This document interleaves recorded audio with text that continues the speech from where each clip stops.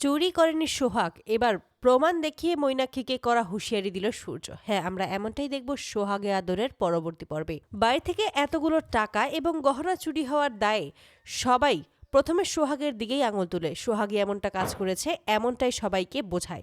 কিন্তু সোহাগ বারবার করে রিকোয়েস্ট করে, হাত জোর করে ক্ষমা চেয়ে তাদের কাছে বলতে থাকে যে সে এরকম কোনো কাজ করেনি। কিন্তু কোনোভাবেই তার কথা কেউ বিশ্বাস করতে চায় না। সকলে মিলেই তখন বলে যে এই সমস্ত কিছু আসলে তুমিই করেছো। সোহাগ তখন বলে, বিশ্বাস করুন, আমি সবসময় রান্নাঘরেই ছিলাম, আমি উপরের ঘরে কোথাও যাইনি। তবে দুজন লোক এসেছিল, তারা বলেছিল এসি মেরামত করবে, আর তারাই হয়তো বা এরকম একটা কাজ করতে পেরেছে। আর তারা তো এসেছিল, সূর্য স্যার নাকি তাদেরকে পাঠিয়েছিল। ঠিক তখনই মৈনাকি ক্ষিপ্ত হয়ে যায় আর বলে যে নিজে চুরি করে এখন আমার ছেলেকে ফাঁসানো হচ্ছে, এটা তুমি একদম ঠিক করছো না সোহাগ। তুমি নিজে চুরি করেছো সেটা তুমি স্বীকার করে নাও, তাহলে তোমার শাস্তি একটু কম হবে। কিন্তু তুমি যদি স্বীকার না করো তাহলে কিন্তু তোমাকে আমরা পুলিশে দিতে বাধ্য হব। আর তুমি কোন সাহসে আমার ছেলের নামে এত বড় মিথ্যে কথা বলছো? ওর নিজের বাড়ি থেকে, নিজের ঘর থেকে কেন সমস্ত টাকা গহনা চুরি করবে? ওর কিসে কমতি আছে? ওর তো কোনো কিছুর কমতি নেই।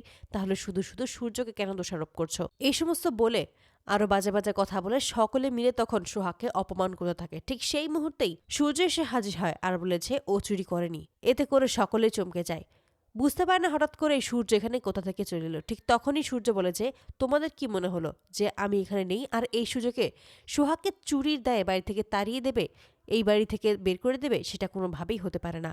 এবার আমি সমস্ত প্রমাণ নিয়ে হাজির হয়েছি, এবার আমি মুখোশ খুলে দেব সেই ব্যক্তির যে এই সমস্ত কিছু করেছে, এই সমস্ত নাটক সাজিয়েছে। এতে করেই একটু অবাক হয়ে যায় মৈনাক্ষী, বুঝতে পারে না হঠাৎ করে সূর্য কোন প্রমাণ নিয়ে এসেছে, কোন প্রমাণের কথাই বা বলছে।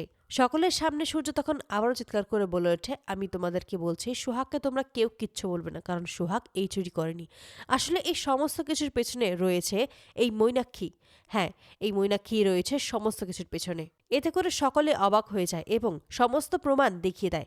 সমস্ত প্রমাণ দেখেই অবাক হয় মৈনাক্ষী এবং সেই মুহূর্তেই করা হুঁশিয়ারি জানিয়ে দেয়, তোমাকে শেষবারের মতো সাবধান করছি মা, তুমি আর সোহাগের পেছনে লাগবে না, ওকে শুধু শুধু চোর সাব্যস্ত করার চেষ্টাও করবে না, তাহলে কিন্তু আমার থেকে খারাপ কেউ হবে না। অপরদিকে এই সমস্ত দেখেই রূপা মনে মনে বলে যে তার মানে মা এই সমস্ত কাজ করেছে, কিন্তু মম এরকম কেন কাজ করবে? আর ভাইয়াই বা এই সমস্ত প্রমাণ কোথা থেকেই বা পেল?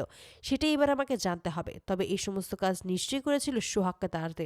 কিন্তু সোহাগ এই বাড়ি থেকে চলে গেলে ডিনা চলে আসবে, কিন্তু সেটা কোনোভাবেই হতে দেওয়া যায় না। তো বন্ধুরা, তোমাদের কি মনে হয়? তোমরা কি চাও এটাই হোক, যেন এবার চুরি যে করেনি সোহাগ সেটা যেন প্রমাণ সহকারে সকলের সামনে মৈনাক্ষীর সমস্ত সত্যি ফাঁস করে সূর্য?